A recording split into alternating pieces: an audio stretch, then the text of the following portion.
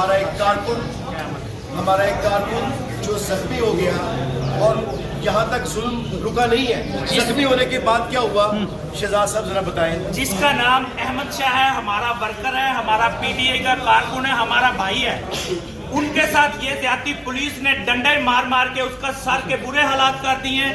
ہمارے ساتھ ہے وہ, ہمارا ورکر ہے, پولیس نے اس کی تباہی اتار دی. وہ اس ٹائم آئی سی یو میں ہے, آئی سی یو میں ہمارے ساتھ وہ گرفتار ہوا ہے.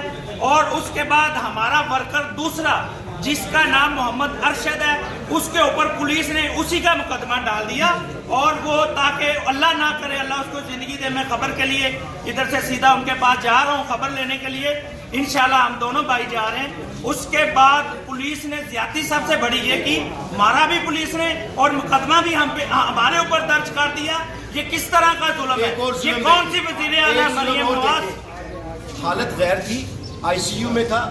کل گرفتاری کی سی سی ٹی وی فوٹیج دیکھ لیں, سارے کیمراز کی تصویریں دیکھ لیں, یہ ویڈیوز کے ساتھ آئیں گی. وہ بالکل صحت بخش تھا. دوران حراست اس کو تشدد کیا گیا اور اس کے بعد آج جب صبح اس کا بھائی رحیم اس کی عیادت کے لیے گیا ہے تو اس کو بھی حراست میں لے لیا گیا ہے.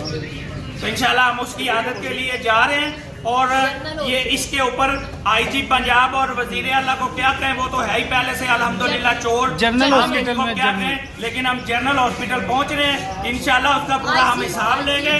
اور جس پولیس والے نے یہ کیا ہے اور جن نے کروایا ہے, ہم انشاءاللہ اس کا بھی پورا حساب ہم بھرپور پیروی کریں گے.